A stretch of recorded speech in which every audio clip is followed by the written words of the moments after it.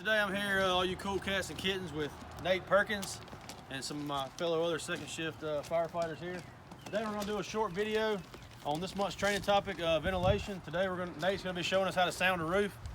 A few things we want to go over first is Nate's PPE and the PPE you need to sound a roof. Helmet, gloves, SCBA, jacket, pants, boots. A few things you're going to look for whenever we start sounding the roof. You're going to look for some sag, any kind of conditions that have made the roof worse or not be able to ladder it. You want to go ahead and get your ladder on it. You're sounding the roof. You're going to take the axe, turn it vertical, the head on the ground or head on the roof, and your hand up here. And as you go up the roof, you're going to sound. Hollow sound, you're in between rafters. More solid sound, you're by the rafters. If you hear a sound striking rotten wood, you know you got something wrong with your roof in that spot. You can reposition your ladder or change your plans up or where you're going to ventilate. So now we're going to go ahead and let Nate sound the roof.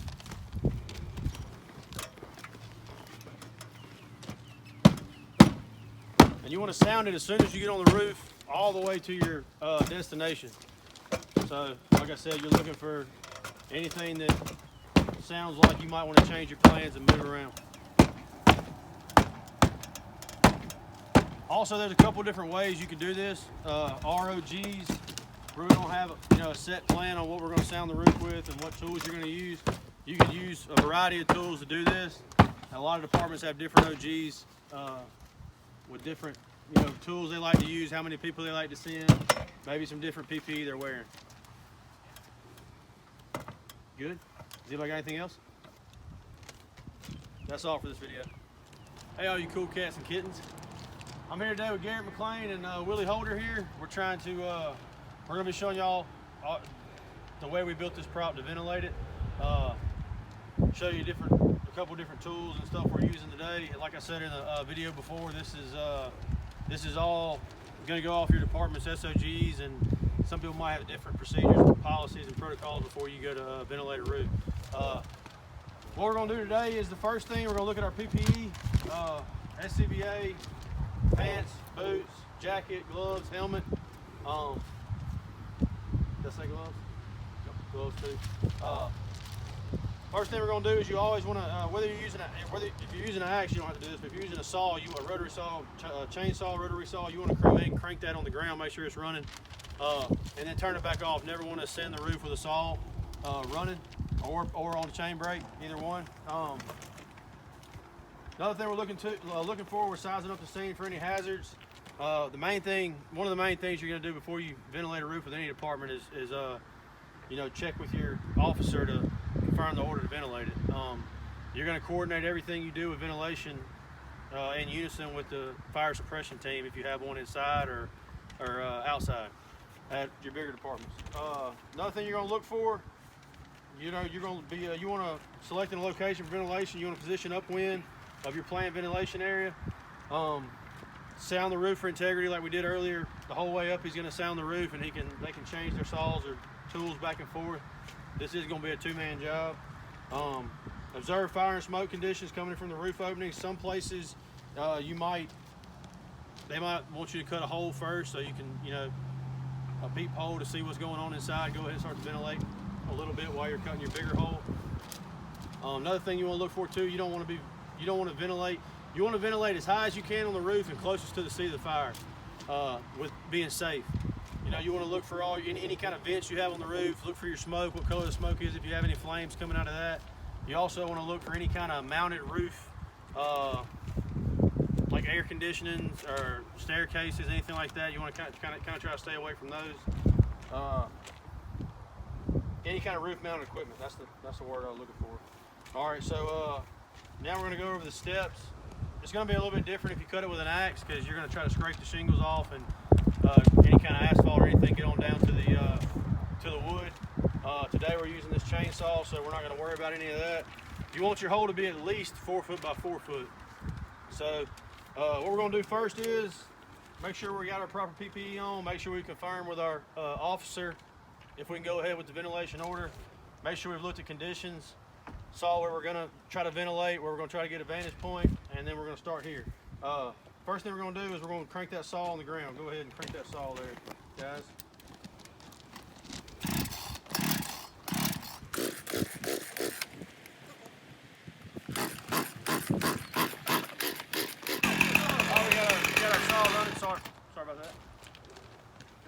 Good to go?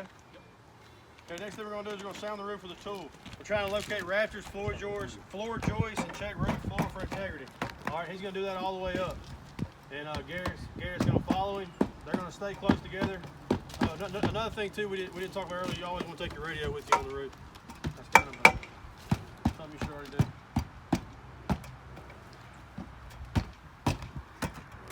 Damn, woman.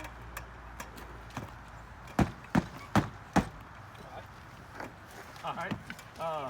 Garrett's gonna follow him up. Once we find out where we're gonna cut the hole, y'all kind of try to stay close together. Hang on just a second there, Willie. I'm gonna get him to show you kind of what cuts we're gonna do here. We're gonna start on this furthest vertical piece away from. This is where we're gonna cut. And if you had an axe or something, you can mark it. But we're gonna start right here where you can already see we got the insert. Now we're gonna pull it to you this way, counterclockwise all the way around until we get to this. This is gonna be our last cut. So we're gonna go here, down, and over. This will be our last cut. Then we'll push it down and go ahead and ventilate through. So like I said earlier, if you wanted to cut a small triangle out up here or over here, you could do that to kind of see what's going on. Go ahead and start letting some of the smoke out. We'll go ahead and make that first cut. It's going to be lengthwise away from the firefighter cut, top to bottom. The whole time you're doing this, you want to remain in contact with the hole, Willie. You want to remain in contact with the ladder. Put your face to it. Go ahead.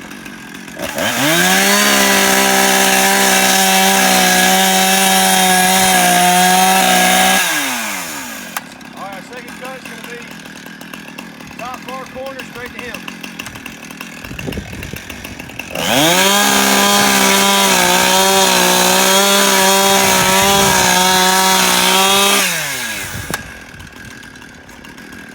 We're going to go ahead and back down the roof a little bit.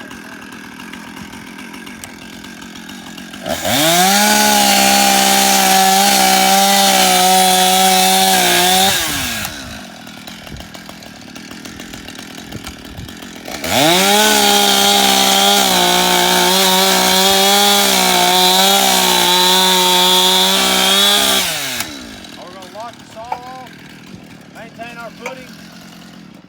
We're going to use our tool to ventilate the hole. Once you get done ventilating, you want to look for all your conditions to change and make sure you secure the hole and everything's being effective with the ventilation. Good with that? Anything you want to insert? Anybody else? That's it for today's video. Some training videos today with second shift on ventilation. We're going to do positive pressure ventilation, negative pressure ventilation, and hydraulic ventilation. First one we're going to do is the negative pressure ventilation. Here we have our fan hung up next to a window on a ladder. Everything's secure with our hose line. One of the things you want to check off when you're doing negative pressure ventilation in a window or a doorway, you want to have a point of entry, location, seat of fire. Always check with your officers like we talked about the other day to confirm you can ventilate and coordinate all those efforts with your inside suppression team. You want to check the wind direction and velocity and all that. Appropriate PPE.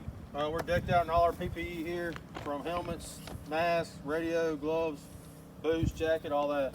Another thing we're going to have with us is a TIC. These two guys are going to go in this smoke field structure. They're going to locate this window. One of the things you want to do when you locate the windows, you want to make sure all your shades and drapes and everything's cleared out from the window opening so you don't have anything sucking into your fan or getting in the way.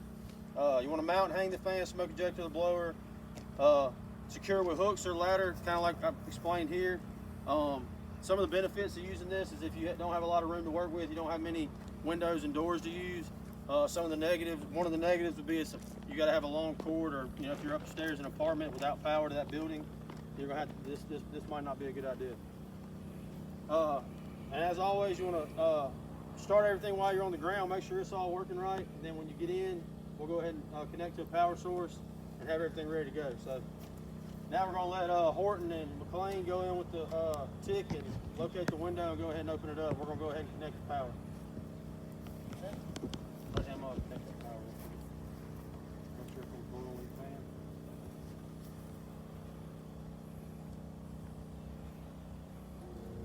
All right, go ahead. You just show them that.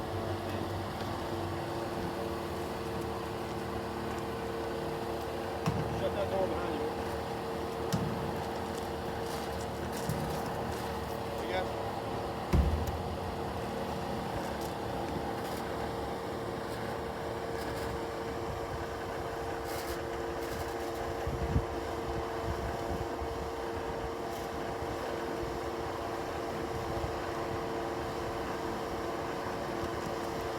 real life scenarios, you can certainly bust these windows out if you wanted to.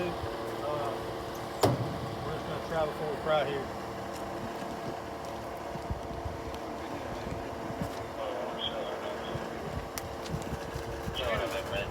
Get it from the side, close up there.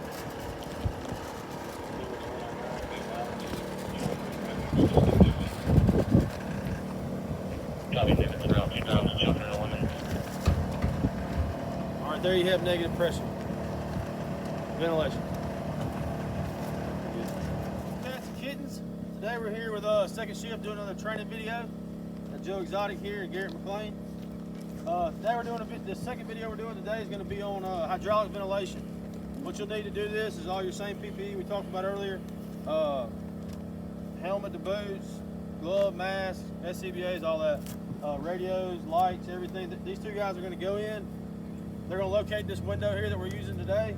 Open the window. They're going to open up the fog nozzle to cover at least 80 to 90% of the opening. And you want to do it on a fog nozzle. A few of the things they're going to do, like earlier with the negative pressure, they're going to make sure that the doorway or the window is clear of obstructions. Basically, the setting behind this will be you're inside a room within a structure where you've extinguished a fire involving room and contents only. The ventilation crew has been successful. We need to ventilate the room with our hose line. So you can find your closest window or doorway in the room. You need a charged hose line with fog nozzle like we talked about, a smoke field training structure, and appropriate PPE and SCBA. So when they go in, they're going to clear the opening of structures like we talked about, set the fog nozzle pattern wide enough, and monitor the progress of the ventilation, ensure the effectiveness. At this point, we're going to go ahead and go in, find our window, and execute our ventilation, hydraulic ventilation.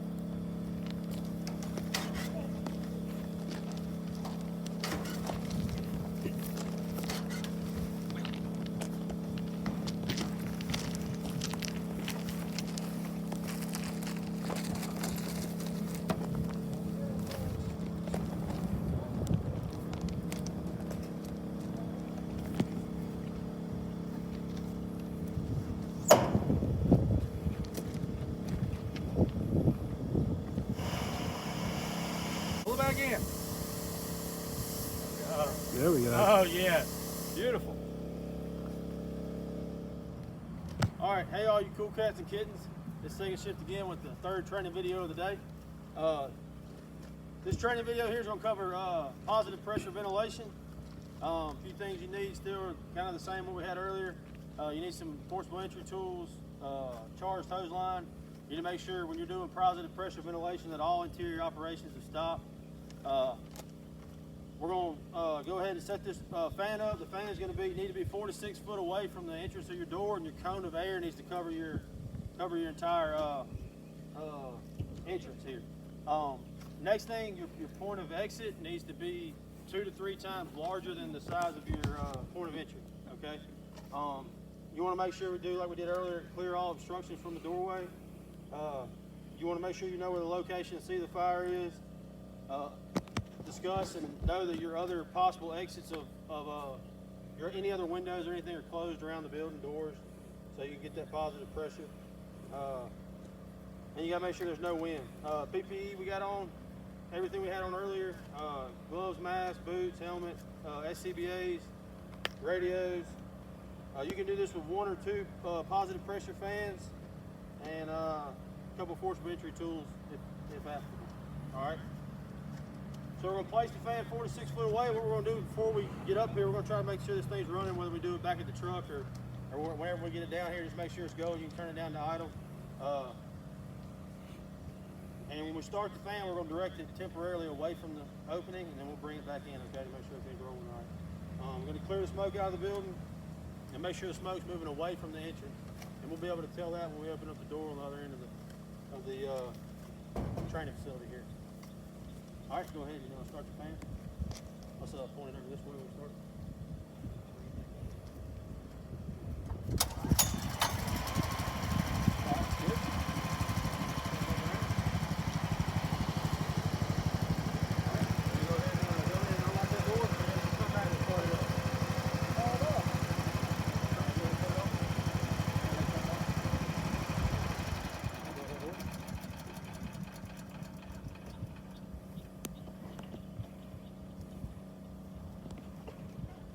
All right, Nate.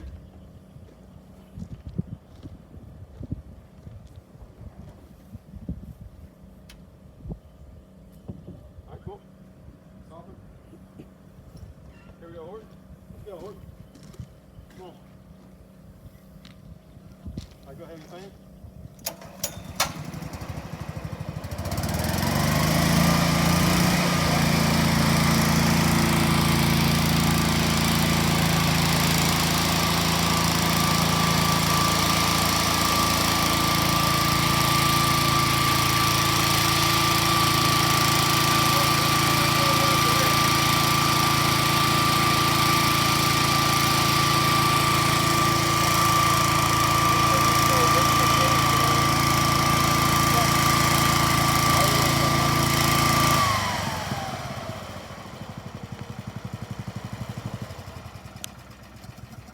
All right, this is going to conclude today's training lessons. Always stay safe, and remember, Carol Baskins did it.